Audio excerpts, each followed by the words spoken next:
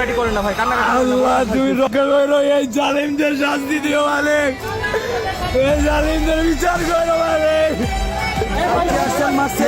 ফুসফুস জ্বলে যাচ্ছে, এমন অবস্থা, চোখ জ্বলে যাচ্ছে, মুখ জ্বলে যাচ্ছে। এদেশে আপনি যখনই চাবেন অধিকার তখনই হবেন আপনি রাজাকার। কেন ভাই, আমরা কি দেশে ভাড়াটিয়া?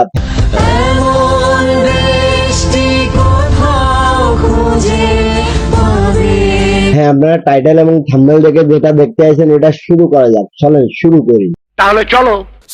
প্রথমে পড়ে শোনা যাক আমাদের আরএস প্রাইম চৌধুরীর একটা পোস্টটাতে লেখেন তিনি, মানুষ হয়ে মানুষ পিটান, সামান্য কি বুক কাঁপে না? অধিকার চাইলো যারা, তারাও কি খুব অচিনা? এতই অন্ধ হলাম, ফিরবে কবে মোদের হুঁশ? একটুখানি জিরিয়ে ভাবেন, ভাইয়ের গায়ে বোনের গায়ে আঘাত করে হাত কাঁপে না? মানুষ হয়ে কি লাভ হলো, আজকে মানুষ খুব অচিনা। কেউ করে প্রতিবাদী ফোর্স, আর কিছু মানবতার ফেরিওয়ালা থাকে সুখ। তাতে আমরা বাঙালি আজকে অনেক অদ্ভুত। আসেন আমরা আমাদের আরএস প্রাইম চৌধুরীর আরেকটা পোস্ট পড়ে শুনি। চলমান কোটা সংস্কার আন্দোলনে যে সকল শিক্ষার্থী ভাই বোনেরা আহত হয়ে হাসপাতালে আছেন, মেডিকেল সাপোর্টের প্রয়োজন অথবা তাদের পরিবার, দয়া করে আমার এই পেজের ইনবক্সে মেসেজ করুন। আমার যতটুকু সাধ্য আমি চেষ্টা করব পাশে থাকা, নিজেকে সান্ত্বনা দিতে পারবো। আমিও চেয়েছিলাম আমার ভাই বোনদের একটু রক্ত না জড়ো। মানুষ মানুষের জন্য, পৃথিবীটা হোক সত্যকারী মানুষের বাসস্থান। আরএস প্রাইম ভাইয়ের ফেসবুক পেজের লিঙ্কটা ইউটিউবে থাকবে ডিসক্রিপশন বক্সে, আর ফেসবুকে থাকবে কমেন্ট বক্সে। যার যার লাগবে ওইখান থেকে আপনারা প্লিজ ওনার সাথে যোগাযোগ করতে পারেন।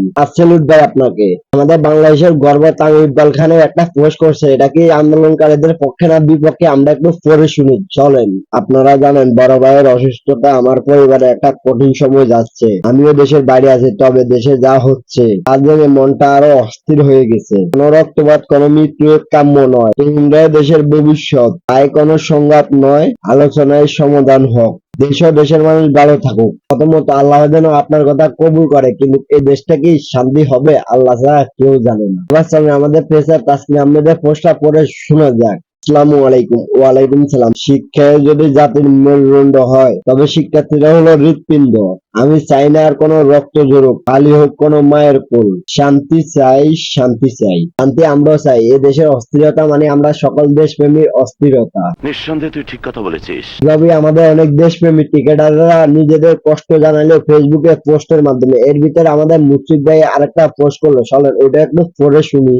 জাহাঙ্গীরনগর বিশ্ববিদ্যালয়ের একজন ছাত্র হিসাবে আমি আমার ভাই বোনদের উপর আর কোনো সহিংসতা দেখতে চাই না। আমার শিক্ষকরা যারা অতুলনীয় সাহস দেখিয়ে তাদের ছাত্র ছাত্রীদের রক্ষা করতে গিয়ে আহত হয়েছে, তাদের প্রতি অতুলনীয় শ্রদ্ধা। তা মেনে নেওয়া কঠিন কোন ছাত্রের জন্য যে শিক্ষক হেনস্থা হয়েছে, যা খুবই নিন্দনীয় বলে আমি বিশ্বাস করি।